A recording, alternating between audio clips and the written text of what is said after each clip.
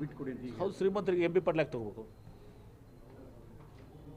ಆಯ್ತು, ನನ್ನ ಒತ್ತಾಯನೂ ಕೂಡ ಯಾರು ಬಿ ಪಿ ಎಲ್ ಕಾರ್ಡ್ ಅದ ಹೋಲ್ಡರ್ಸ್ ಅದಾರ, ಬಿ ಪಿ ಎಲ್ ಕಾರ್ಡ್ ಅದಾರಲ್ಲ, ಆ ಬಿ ಪಿ ಎಲ್ ಕಾರ್ಡ್ಸನ್ನ ಮೊದಲು ಇದಾರ ಅವ್ರಿಗೆ ತೊಗೋಬೇಕು. ಶ್ರೀಮಂತರು ಯಾಕೆ ತೊಗೋಬೇಕೇನು? ಬಿ ಜೆ ಪಿ ಶ್ರೀಮಂತ ತೊಗೊಂತ ಹೇಳ್ತಾರೆ.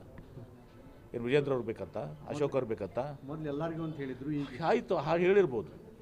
ಆದರೆ ಎಲ್ಲೋ ಒಂದು ಕಡೆ ಸರ್ಕಾರ ಹಣ ಇವತ್ತು ಸಹ ಶ್ರೀಮಂತರು ಯಾಕು?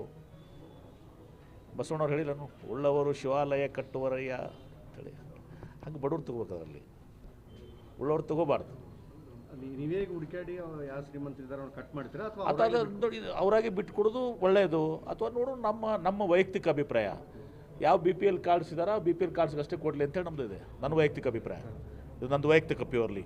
ಬಿ ಪಿ ಎಲ್ ಕಾರ್ಡ್ ಇದ್ದವ್ರು ಬಿಟ್ಟು ಉಳಿದವ್ರು ತೊಗೊಳ್ಬಾರ್ದು, ಕೊಡಬಾರ್ದು ಸರ್ಕಾರನೂ ಕೂಡ. ಅಲ್ಲ, ಆ ರೀತಿ ಯಾರು ಬಿಟ್ಟು ಕೊಡಲಿಲ್ಲ ಅಂದರೆ ನೀವು ರಾಜ್ಯ ಸರ್ಕಾರದಿಂದ ಅಂತ ಕಟ್ ಮಾಡ್ತೀರಾ? ನನ್ನ ವೈಯಕ್ತಿಕ ಭಾವನೆಯನ್ನು ಹೇಳಿದ್ದೀನಿ. ರಾಜ್ಯ ಸರ್ಕಾರದಲ್ಲಿ ಅಂಥದ್ದು ಯಾವುದೂ ಕೂಡ ಇಲ್ಲ. ಏನು ರಾಜ್ಯ ಸರ್ಕಾರ ಮುಂದೆ ಅಂತ ಯಾವುದೂ ಪ್ರಸ್ತಾವನೆ ಇಲ್ಲ. ಅದು ನನ್ನ ವೈಯಕ್ತಿಕ ಶ್ರೀಮಂತರು ತೊಗೋಬಾರ್ದು, ಎಂ ಬಿ ಪಾಟೀಲ್ ತೊಗೋಬಾರ್ದು.